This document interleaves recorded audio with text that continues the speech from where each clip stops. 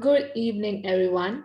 The Dais and Katoikos.world welcomes you to the celebration of inspiring women in support of International Women's Day 2022.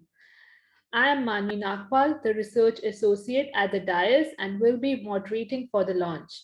So, before starting the session, we would like to show a small glimpse of our previous celebration by Dais and Katoikos on how they have celebrated International Women's Day. Here's the video.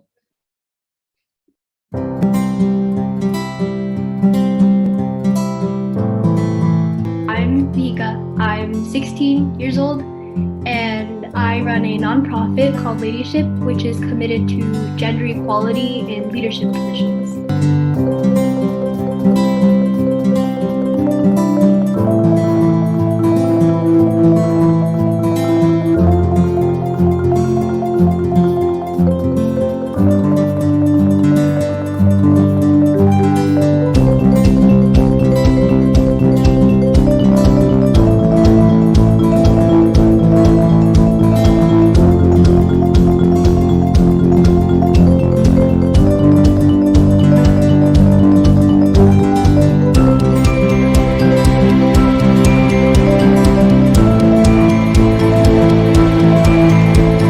Science and technology and looking at innovation as a whole.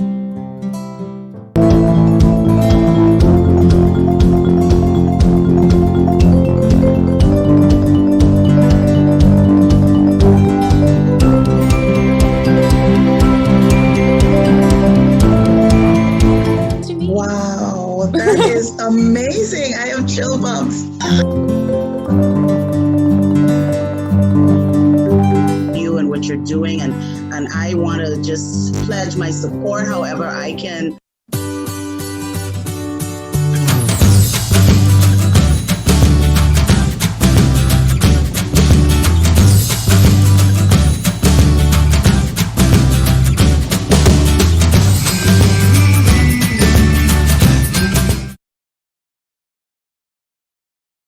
To celebrate. So, I hope you guys enjoyed the video. Now, we would like to wish you all International Women's Day. This International Women's Day, 8 March, we support and celebrate with United Nations women and the world in coming together under the theme of gender equality today for a sustainable tomorrow and call for climate action for women by women. Next slide.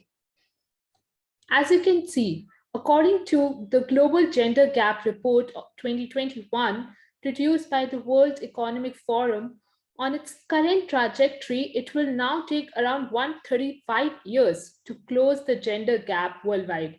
This itself alarms us to the gender disparity presently and wakes us to work for the issue. Next slide. Women are the essential force for developing these sustainable adaptation options due to their knowledge, multiple and simultaneous responsibilities, and as role in productive areas such as agriculture.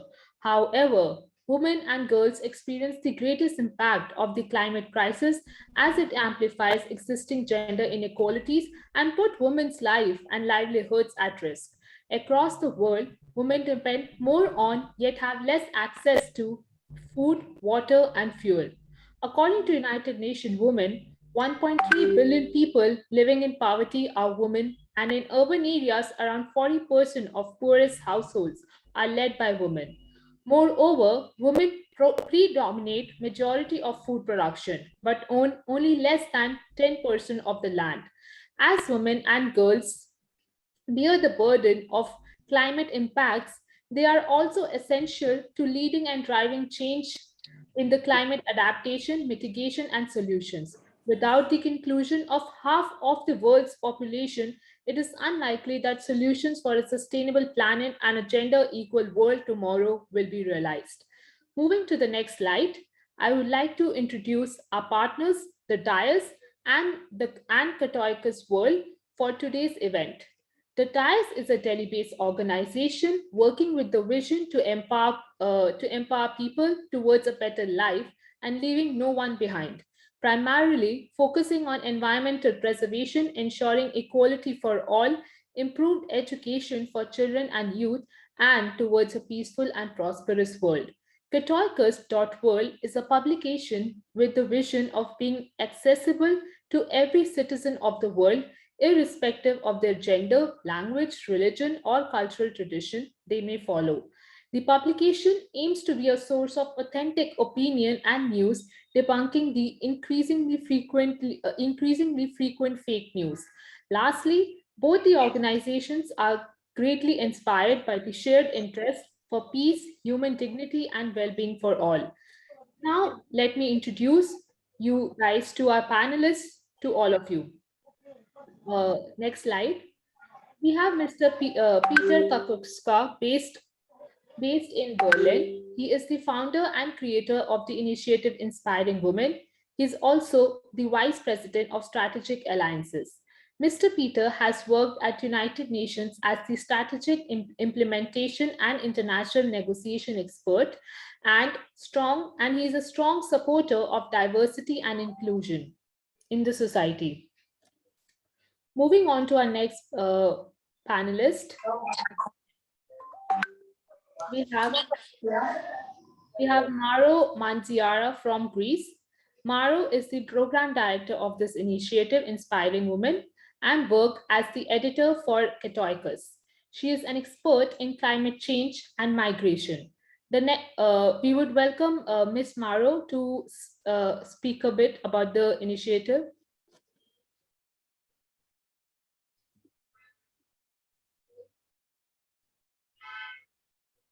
Hello. I'm here, just I don't know if you can see me yet or not. We can see you, Maru. You're looking beautiful. Thank you. Thank you. So thank you very much, Manvi. I am Maro Manziara. I am the program director of this Inspiring Women initiative and event series. First of all, I would like to thank everyone who is following the event right now and wish everyone who's celebrating a very happy and strong and powerful International Women's Day. I would also like to thank Peter, who introduced me to this initiative, as well as the whole Dais team, Keshav and Jasmine, Manvi and Saxi, for welcoming me here. This is a very, very important day today because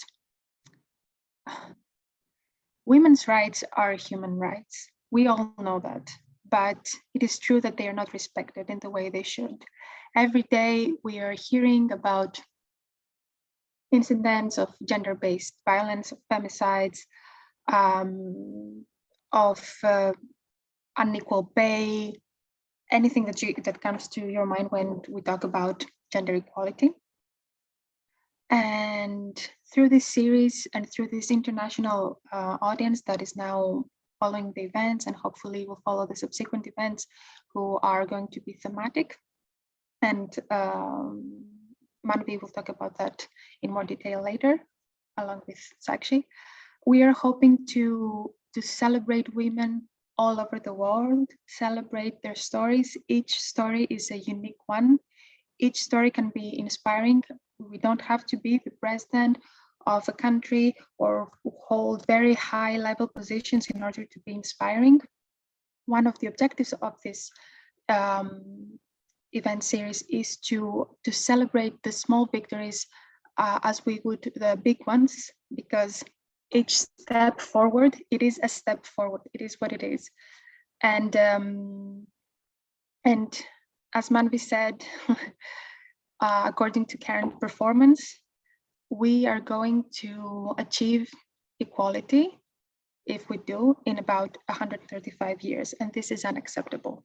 So with this event series, we are trying to deviate from this trajectory, to change performance, to change the standards in order for true and just equality for all prevails. Thank you very much.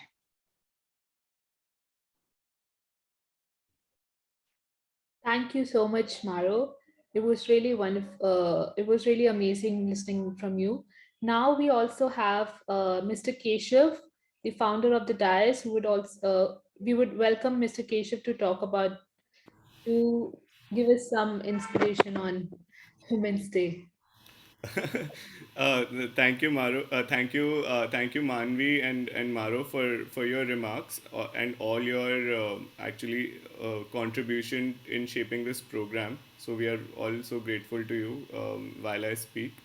I think it's not the inspiration to give; it's mostly inspiration to take for me when it comes to not just the Women's Day, but even as an organization, the Dais, we are very proudly, we are a very women-led organization, uh, and I think the Inspiring Women program that way is close to me for me at a personal level as well as a professional level because I get so much inspiration from each of our own colleagues, partners, all the three of you, and everyone who's also on the call, all our colleagues. So I think that that if we can get inspired from anyone in an ideal world without their identity, that's brilliant. But I think each of us bring our unique qualities and I think little victories, as Maro had said, and big victories, each of us in our unique ways, and that applies, I think, in a gender sense as well. That each gender and people of each different ways in which they relate to the world, they bring a lot of inspiration to us. And in all my years of experience in empowerment, so to say, or development, I have seen that people don't learn with courses and curriculums, they learn with seeing each other achieve certain things tangibly. So that's one of the best ways to inspire. So I think one of the core ideas behind the program for us is to celebrate the success, celebrate the little victories, the big victories in all spectrums, whether it's internationally, in different countries around the world, interculturally, everywhere, and hope that all our participants today, and as we embark on this 5 month long journey now on the dialogues on so many different themes, that we all truly get to inspire each other, uh, but also understand why empowerment and inspiration, this narrative that women don't need to be empowered always, it's we can also seek inspiration from them. I think it's a strong one that we want to put out as a part of our program. So thank you so much, all of you. This is a wonderful opportunity. I'm looking forward as a listener also in this entire dialogue, most importantly in the subsequent ones. And thank you once again. Manvi, over to you. Thank you, Keshav. Yes, we would. I think we as the women are to inspire our men generation and not seek. Yes, we, because of your experience and like what all work you have done, we are definitely inspired. But uh, you should also be inspiring from us as we being the as we being the woman. And yeah, so last but not the least, we also have our project team, and I would be honored to present our the women team of our project team. Next, yeah, next slide, Keshav. Yes, so we have Miss Sakshi.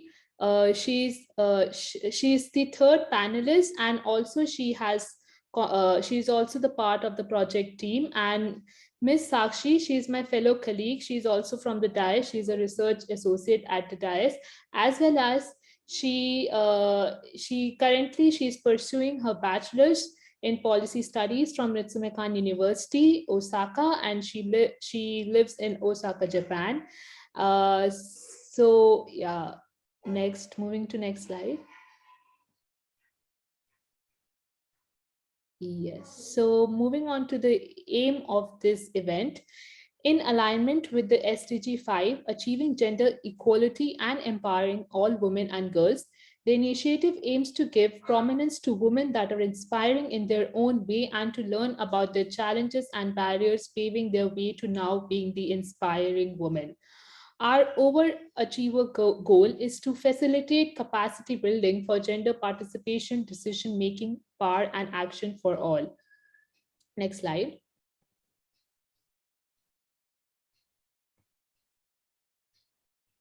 Now I would like Sakshi to introduce you to the objectives of this initiative. Yes, thank you, Manvi, for passing on the mic, and it's great to see our work materialize. Now, quickly moving on to the objectives of our event. First, it's to celebrate women as role models for everyone, no matter their gender, as Keshav said. Second, highlight equal level of respect and appreciation of national and international women. Everyone, regardless of their gender, can be a role model for advocating equal opportunity, and that is what we stand for. And I hope that this event would stand for as we move on to our dialogues in the future. Raising awareness that everyone can inspire, no matter, irrespective of gender, and recognizing inspiration can become a reality. And finally, value the small victories as one big victory. So as we move on to the next slide, I'll just go through the series of events, this whole inspiring women that we have materialized. It would be spanning from March to July, so it would be a very packed and very interactive event. In March, we would be having a set of 5 dialogues, which would be revolving around different themes. In March, the dialogue would be around climate and sustainability, which is the actual theme of the UN Women IWD 2022. Then in April, we would be talking about health and well-being. In May, we'll be talking about the COVID-19 pandemic and its impact in the vulnerable sections of gender. In June, we would be applauding and getting inspired by the trailblazers in non-traditional fields. And finally, the dialogue 5 is under wraps, which would be a very youth-oriented, specially curated for a youth audience, and which would be updated on the website soon.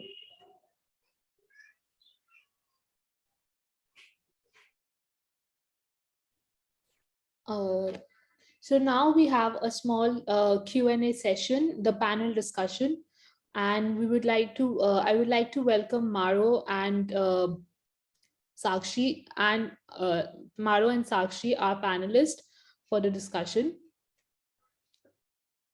And I'll ask a question from each panelist, and they will say a few words about the same. So first, from Maro. Maro, can you unmute yourself? Sorry? Yeah. Oh, Yes. to unmute. Okay, good. Yeah, since it's like more like a discussion, so that's why I was. Of course. Yeah. First question. Climate, environmental degradation and disasters also produce forced migration and refugees movement. Migration can have a severe impact on women than men. As a citizen of a welcoming country, how we should act and what we should do to ensure safe and secure well-being of especially women refugees who are being forcibly migrated because of such events resulted from the climatic reasons or because of the natural disasters. So we also have Sakshi and Maro both. We would love to listen to you about the same. Thank you very much for this very interesting and important question.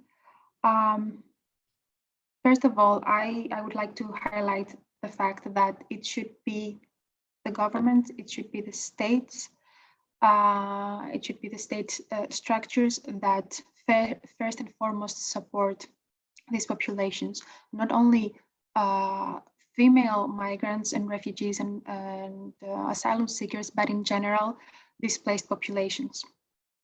But moving forward, of course, community engagement is a very important part in in welcoming these populations. So I believe that first and foremost, like the most important thing that we can do before taking action is to educate ourselves. We need to educate ourselves about ourselves and others, of course, about refugees, about the refugee resettlement processes, about the difference and the impact, the ramifications that climate change can have on these populations, because we are talking about gender, and not only women have gender. I think that maybe sometimes we even forget, or in the case of climate-induced migration, we haven't really thoroughly worked and researched how climate change migration impacts men. But more specifically about women and girls, we need to educate ourselves around the climate change concept. Because if we don't understand climate change, and if we don't understand the refugee processes, in very simple words, I'm not talking about a degree here, it's just the understanding what is going on around us, we cannot move forward to action. So after we've understood and we've educated ourselves, we need to put pressure on our local governments, on our representatives, on the state, because these are the ones who are obliged and many times do not succeed in delivering the structures, the infrastructure, the equipment, the personnel that is needed to address the specific needs of migrant populations and refugees, and the more specific needs of women and girls in displacement. Another thing that we could do then, after we've understood the situation, is also advocate for refugees in our community.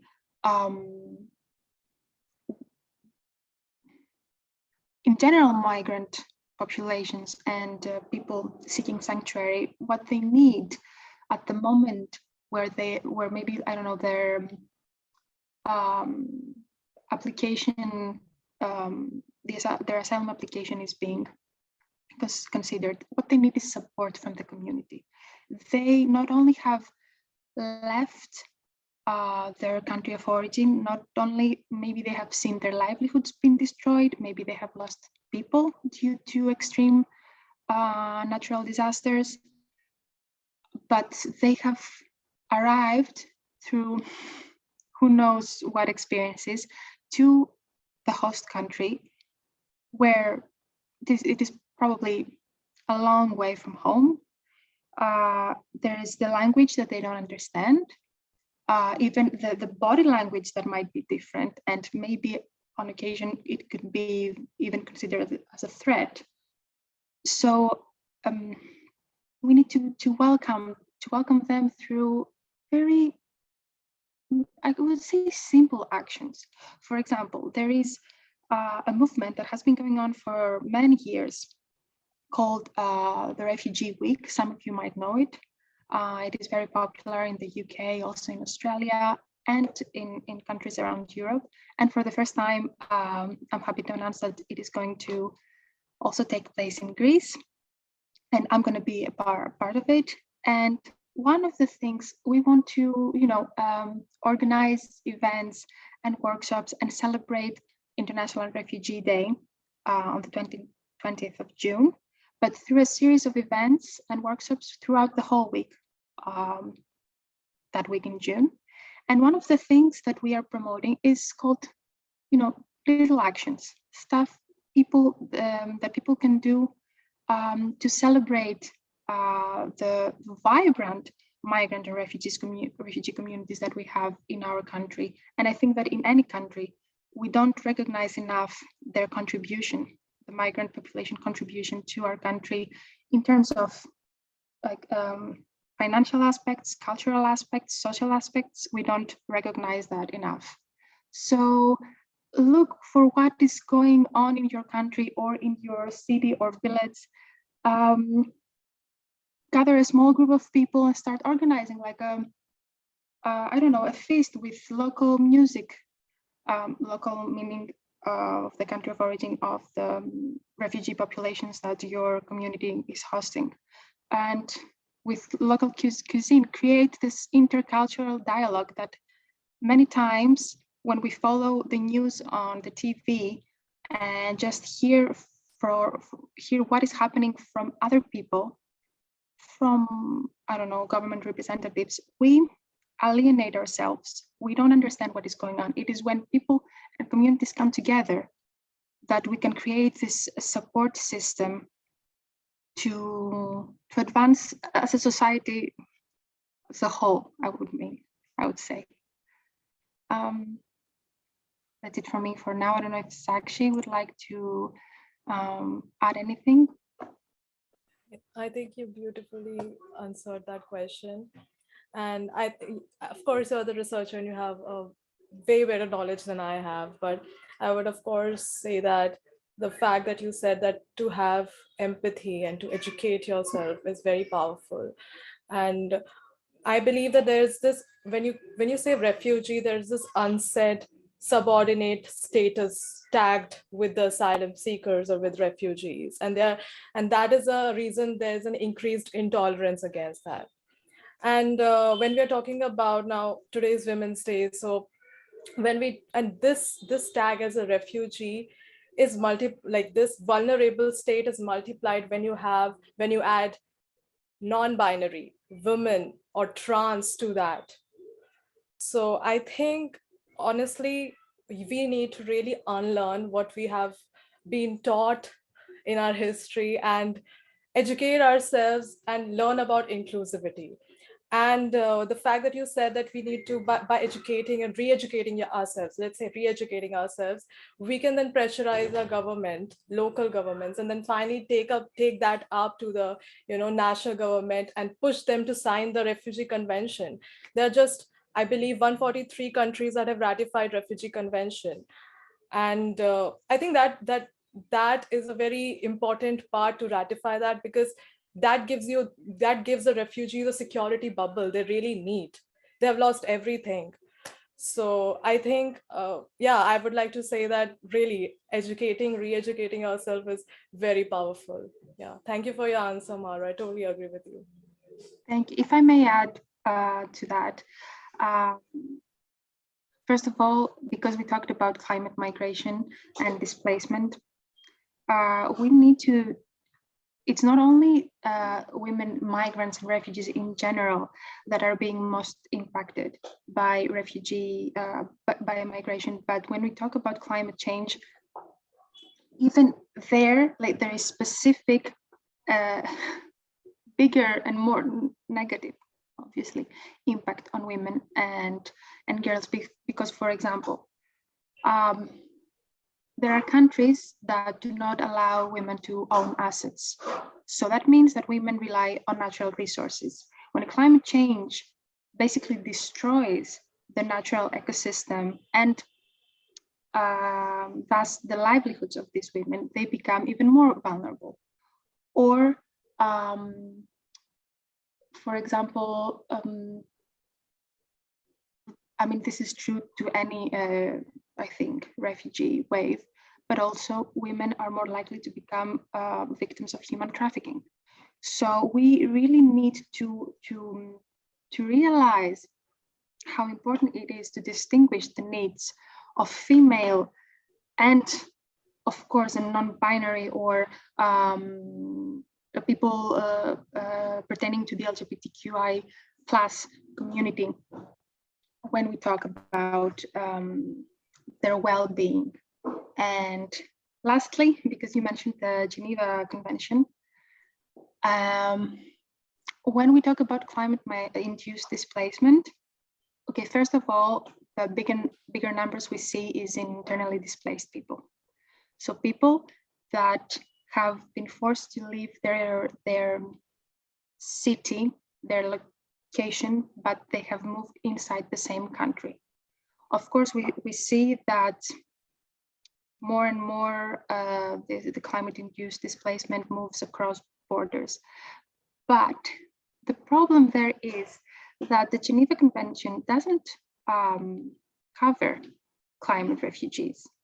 There is actually, first of all, there is no single term, a legal term recognized by the international community when we talk about people that have been forced to leave due to climate conditions and climate change. So, for example, we might see them as economic migrants because we only take climate into consideration in combination with something else that might have happened to their country of origin, but never as the sole factor. Because yes, of course, many times there is a combination, but by not agreeing to a single term, basically we are denying them their existence. And if we don't agree to a single term, how can we create the legal instruments in order to secure the protection? So there is this huge conversation that needs to be done, and measures that need to be taken yesterday, but they haven't. So this is something that we all also need to take into consideration, to educate ourselves on that and apply pressure on that to create a legal instrument and a convention. Either this is the existing convention, which by the way was created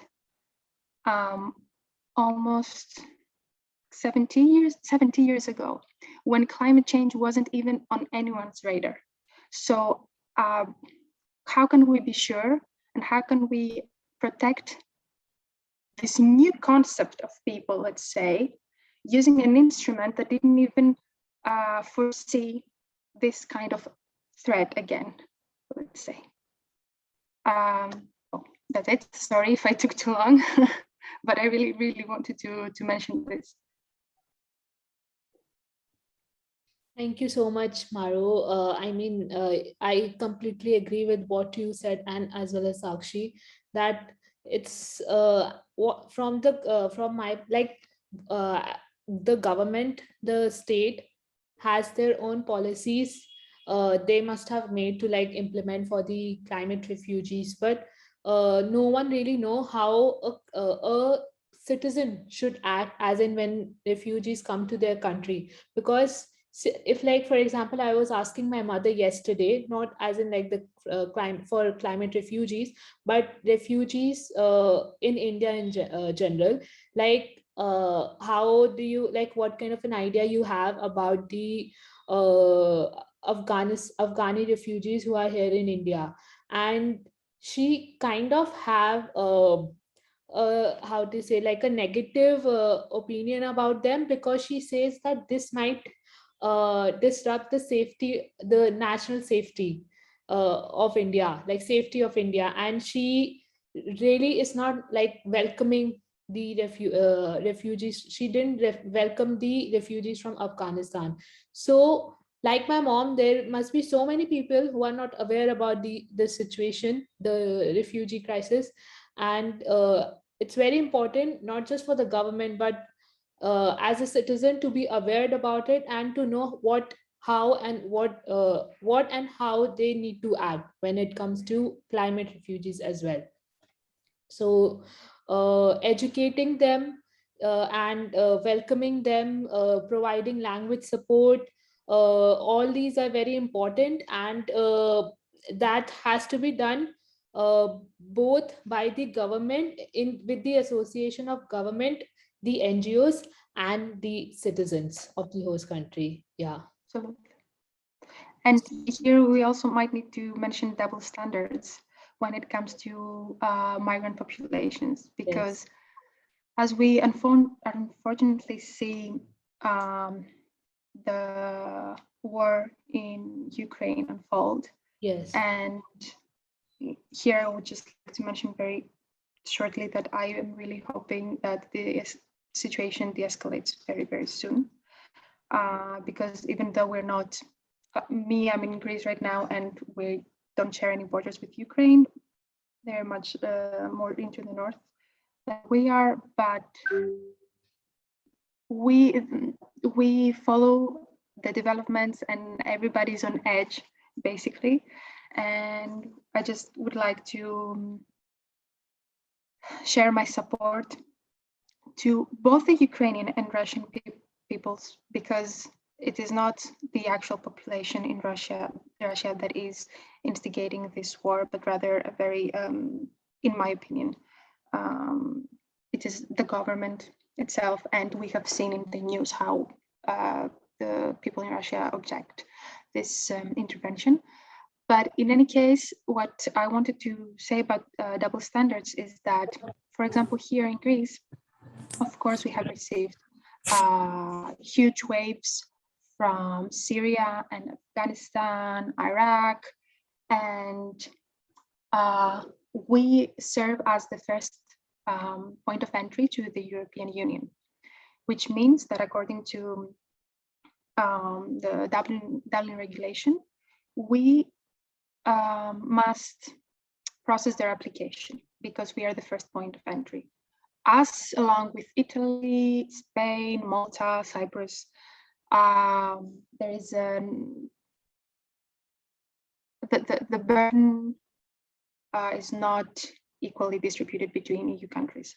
So now that we have these developments in Ukraine, and of course we are preparing for large influxes of refugees from the country, there has been this narrative in the media about the true refugees being white, European, possibly Christian. So this is a profile of refugees that is acceptable by the media and a portion of the society. So if someone, as we said, educated themselves, they would see that the Ukrainian people and the Syrian people are people who are fleeing their country because there is war and because they cannot survive there, and they need to care for themselves and find a better future in a continent and in Europe, but more specifically in the EU, where we are promoting this state of mind that we are a welcoming union. So, but on the very basis, these are populations that are having very, very similar experiences, and the only difference that we see is like which part of the world they happened to be born and they happen to be fleeing. So this is definitely something that we need to take into consideration, and one way to support the refugee populations is to help change the narrative on that too. Yes, thank you, Maru. Thank you, Sakshi. Now we would like to move forward to our next question for the panel.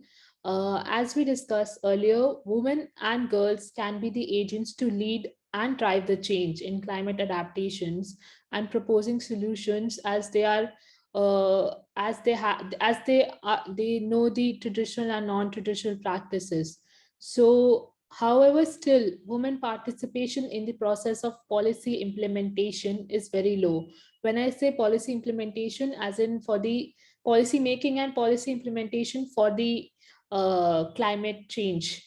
So, according to you, what are the major barriers which restricts them to be equally involved in the process of policy implementation or policy making? And this, Sakshi, we would like to know your views, and then we can have Maro and Keshav as well. All right, thank you, Manvi. Before I go answering your question, I would first like to clarify why you said that why we say that they're better, or let's say why they are better agents to lead change in climate, adaptations. As Maru previously said, climate change is not gender neutral. And I'm a social research student, and my topics of interest are around these intersections of environment and gender. And that's why I was introduced to this topic. And when I say climate change is biased towards women, or they're the most vulnerable, what we mean by that uh, what we mean is that it impacts women more than men. So I mean, I was also confused like I was also interested in knowing how. So as I think Mara also briefly explained that, let me give an example like of India.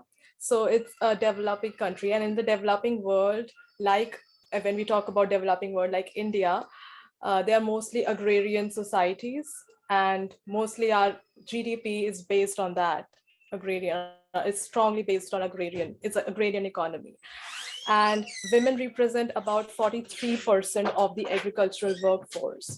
But ironically, land ownership rights and resource accessibility is not same. It is mostly consolidated in men's hand, and it is the truth. And when everything befalls, then the economic, the economic catastrophe goes back to women farmers. Similarly, when we talk about educating women can also have an impact on lowering your climate footprint or reducing emissions, because a better education can help women support in family planning, which can also which can also have a positive impact on reduced emissions. So when we break this down in very simple terms, we see that it's all, patriarchy, and women are at the worst, honestly. So women, and when I say women, it includes all the vulnerable groups of gender. And yeah, and if anybody is uncomfortable, then it is uncomfortable with this fact, then it is time for us to realize the power of male privilege.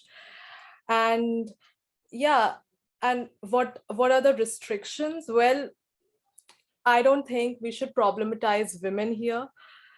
Not involving the actual people who are impacted by climate change in public policy is the restriction.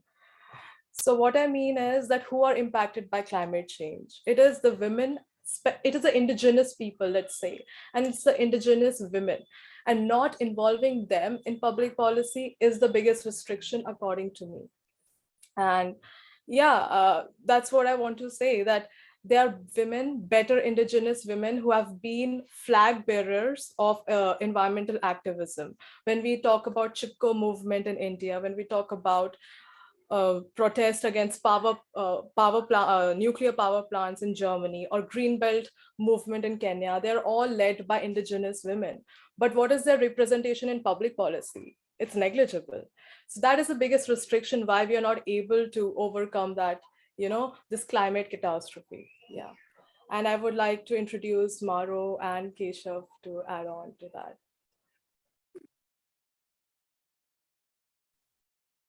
Thank you. So actually, I think honestly, on my end, you have 100% fully covered me. It is very important to take into consideration that we are not including the right people, the most affected people, into policymaking. Once again, and I think this is a pattern nowadays, we are talking and we are creating possibly, and we are working towards something on behalf of the people who are affected. And maybe most of the times we don't even ask for their opinion. So this needs to change, because the way to resolve a situation, to evolve and to facilitate, is not to play savior, is to listen to the needs, take a step back, really listen to the needs and to the opinions and the suggestions of the populations, whichever population is in need, whether we talk about migration or we talk about climate change, or both, or access to the labor market. We need to be listening to them and, how to put this, stay in the background. be supportive, be there, always support the initiatives, but never try to capitalize on something that doesn't belong to us. Thank you. Keshav, yes. Thank you both of you for very insightful remarks. I will just I think I've been just reflecting on this question while both of you were also commenting. I also see that when it comes specifically to climate change, there are some really complex consequences of climate change, which are also happening on the population. The reason to understand that is that when we look at poverty or the refugee crisis that will emerge out of it, humanitarian issues that will come, we have often seen that even inside poverty, there is a gender inequality in terms of nutrition. Like then we go towards nutrition, we go towards access of education and all of that. And what's happening is that then I see that there are double layers to it. There is a direct impact of climate change, then there is a climate change creating more poor people, and then more poor people experiencing more gender inequality, and then within that there are these layers and layers of identities based on your region, based on like for instance in India sometimes the caste, based in another place, another identity. But we also need to see, for instance, things like access to water. So when it comes to access to water, we often see that in the households in India, and just not in India, in many developing nations around the world, women, it's their responsibility somehow to fetch the water, because that domestic work versus bread earning perceptions of how the norms have been, that a woman is spending essentially 6 hours fetching water for the family, and with climate change now the well will go farther away. So what happens to the 6 hours can also become 8 hours. And then so what's happening is that in the way the domestic work itself is also sort of distributed in the household, that itself will also be exasperated with the poverty. So I see there are a lot of these issues, and then there are, it's not very bright at the corporate level as well, where decision making, when it's happening, it's not really taking into account, especially when we look at the climate issues. Like there's been a lot of deforestation in the Amazons, deforestation in India, deforestation here, there, for industrial purposes in the name of the economy. And even in those cases, we will tend to see in industry leadership, it's the men driving the whole process as well in decision making. So when we talk about equality within corporate spaces, industry, we often forget that it's not about the number of women and men in the organizations, but also at the decision making level, the equality there, which often does not happen, and we keep pushing about this tokenism in terms of the number of women who've been recruited to the organization. So so in terms of the policy, I feel that yes, all the community members which are going to be affected, it's very important to go to them. And I think we are also forgetting about, and I was talking about this issue with my own mother, like why do you think women have a role to play or a greater role to play in combating climate change? And she talked about so many small innovations that women do at the household level, which determines the consumer pattern of the household itself, like what vegetables are coming in, how much of what is being utilized, sadly because of the structure in which we live.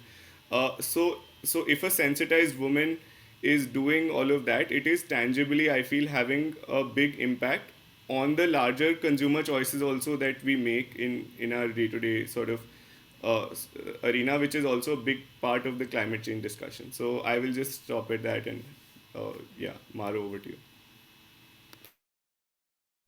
Thank you so much, Kesav, for this. And actually, I would like to draw from your example regarding women fetching water and see it from a different perspective, as to consolidate my first argument regarding including the actual people into the conversations and the decision making.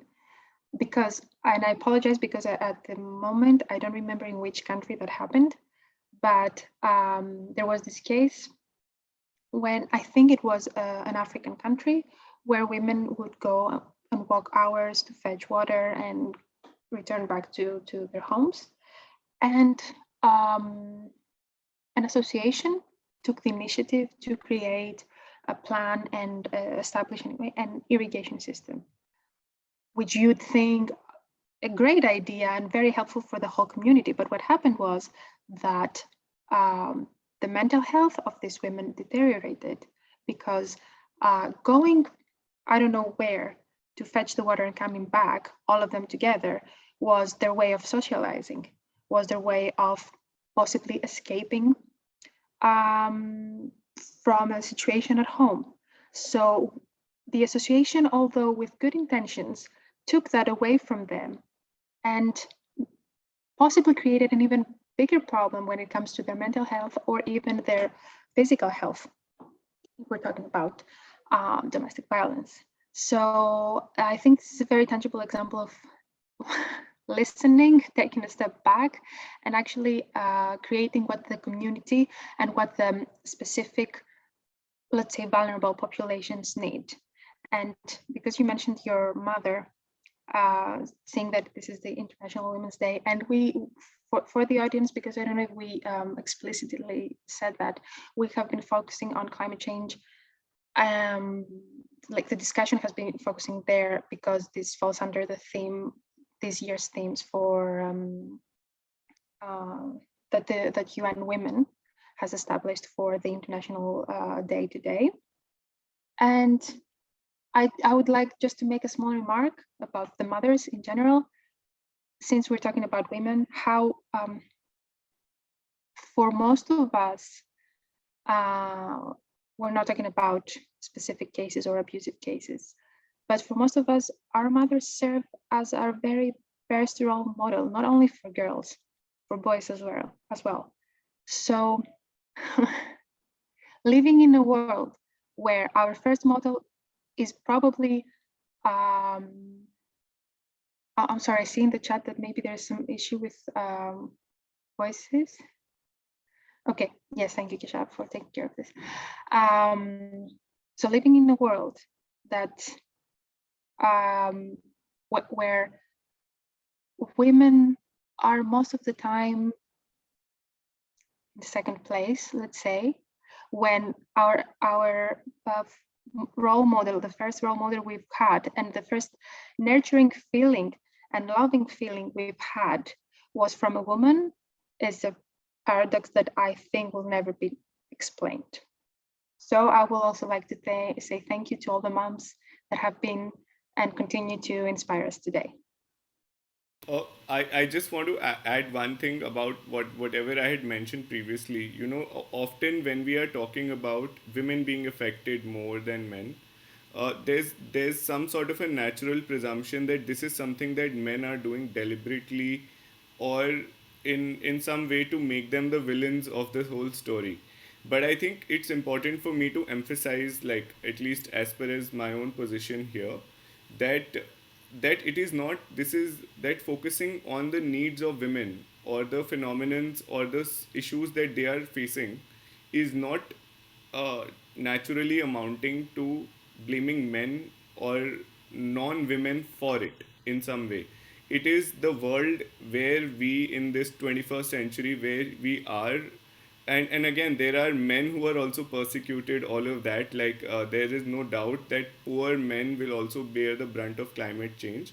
So this is important to say, that it is for all of us as human beings in the whole world to come together and find solutions on these issues, without really saying that this one person is wrong or this one person has caused it. It's a phenomenon that we are observing, and our focus is perhaps on this very large issue of women being affected. And we have seen that through research, years and years of research and study. It is not in a way to simply say that, oh, men have caused this to women. And so any of you, if you want to also talk about just very briefly, what do you think about this issue? I think that well, first of all, I 100% agree with you, and it's not this one specific man or men in general, but rather the system, whether that is patriarchy or whether that is the form of capitalism that we're living in at this very moment. It's or a combination of those two and more. So we also need to know and understand who is creating the issues, and also to add that research has been like we are talking about gender, the impacts of climate change, for example, on genders. There are more than one genders, and many times we talk about women and children that have been left behind, while the man needs to migrate in order to find a job and then bring the family, for example, to the country, the host country. And we are focusing on how women and children have been left behind, but I think that, correct me if I'm wrong, I don't think that there is sufficient research on the fact that also these men have to live with the stereotype of I am the breadwinner. I need to go through a hell of a situation to arrive, hopefully, to a host country and then take very low income jobs or work 20 hours a day to start making a livelihood so that I can bring my family. So yes, in all conversations, we need to be looking at more than one side. So thank you for bringing that up.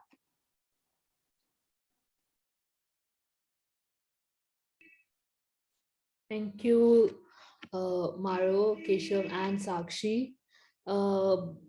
What all you said, I think most of us can relate to that, and I would specifically like to highlight what Maro said, that mothers being the role models, the first role models, and maybe the most important role models for all of us, and how the kind of work they do without asking for money, being housewives, without asking for any monetary this thing, they still do that work. I think they can very much handle the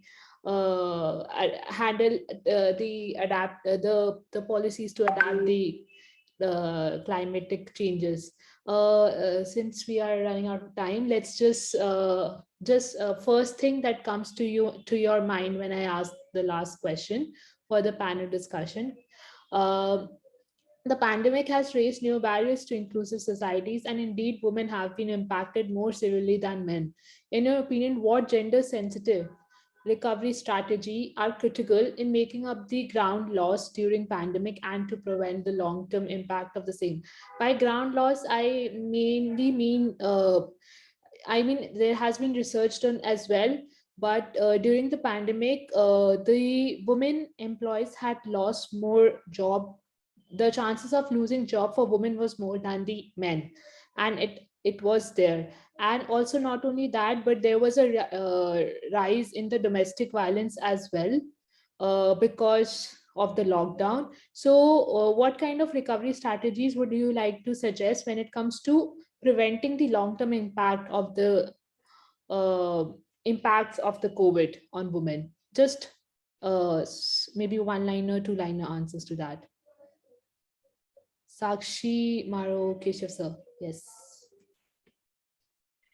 So the first problem when I hear COVID-19, I would say women's security, and I would say some policy. I cannot recommend a policy, but I would say that just it goes down to re-educating yourself and unlearning the institutional patriarchy that Keshav said, that it's not a single man or something, it's a whole institution, because man is equally a victim of patriarchy as the other vulnerable groups of all genders. So I think understanding, getting uncomfortable with this topic, getting uncomfortable with the male privilege that men have, and understanding that they are also victims, and unlearning that patriarchy, I would say that then we can, that would be the solution of, the root of solution of all problems, I would say, especially women's security.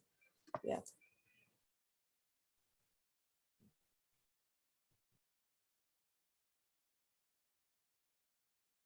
Okay, I will quickly go on this, and I will say that I think togetherness is the one word that comes to me, and that also reflects on our call today. Like I was just scrolling through the list, and we stereotype women discussions with women only events, right? Like attended by women only, but we wanted to have men, women, everyone like come together and celebrate this day and the program. So I also see, for instance, in our call today, so many men who have joined us. So, like a big shout out to all of you and all the women out there.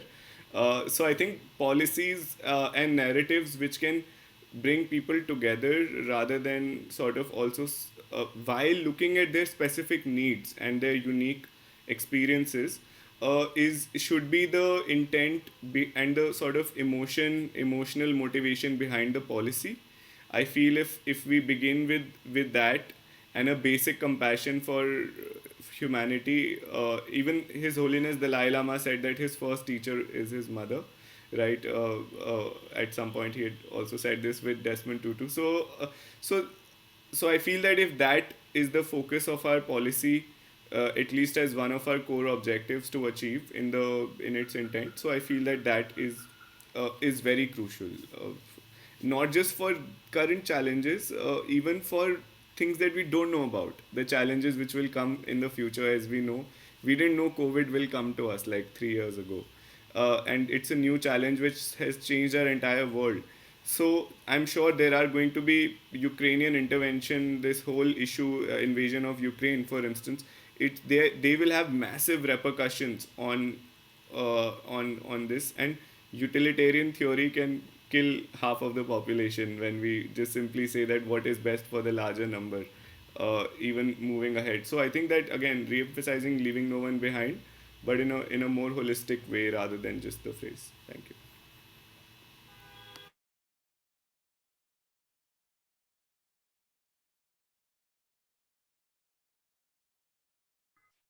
Yes, Maru, do you have anything to say?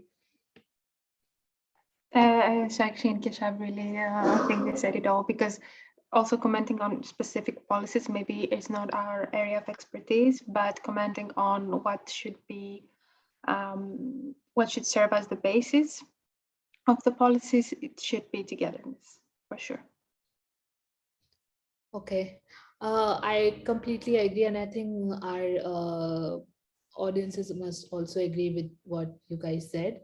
So, Keshav, can you share the QR code? Thank you, everyone, for joining for today's launch session. And so, we have shared our so stay tuned for the whole event, and we have shared a QR code in the chat session as well as on the in the presentation, so you can scan the QR code and you can watch for our upcoming dialogues and jot down your expectations from the event, your feedback to the event via this QR code. Thank you very much. I would like Keshav to give some closing remark. Yes, thank you, everyone.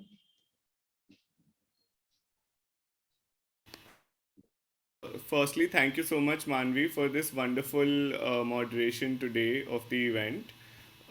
In my closing remarks, I also want to just inform everyone that now, moving further from the launch, we will be essentially going into our thematic focuses on the dialogue. So there will be a dialogue at the end of this month on climate and sustainability, a longer, just a focused dialogue on sustainability and gender equality.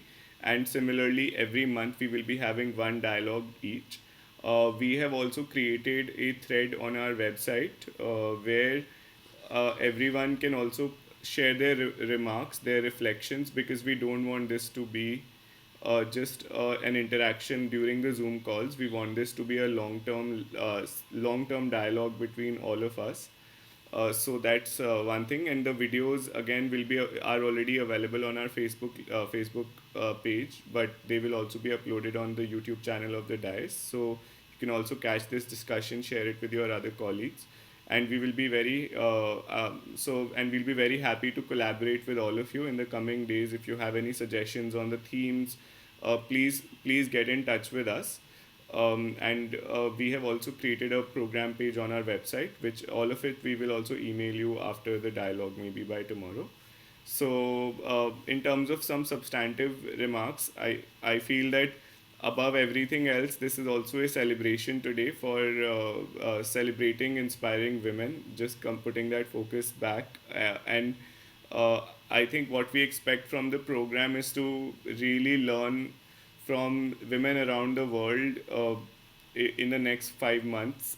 And girls also, like Sakshi mentioned, there's the final dialogue is with youth, which will essentially lead us to the International Youth Day in the month of August after the July dialogue.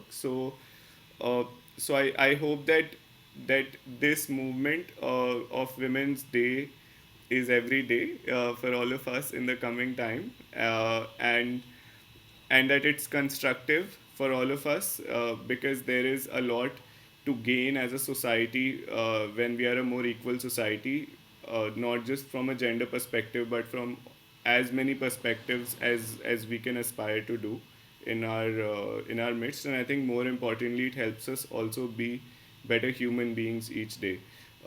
So that's all. And finally, I would say that again, a big shout out to all the I can take this privilege as the founder of the organization in my personal capacity also to say this, that that a big shout out to all my colleagues, female colleagues, femininities included, all our colleagues and partners who have always inspired me to and that includes Jasmine, who's been here, and Muskan, everyone who's not spoken today. So I think a big shout out to all of them, Peter as well, who couldn't join us today.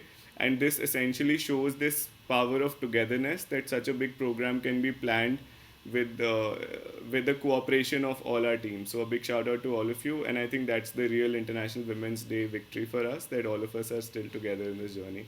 And again, a special thank you to all our attendees, our participants today. We really hope to see you in the subsequent dialogues, and and celebrate women, women leaders, uh, other genders, and also celebrate the allyship of men with women through this entire initiative.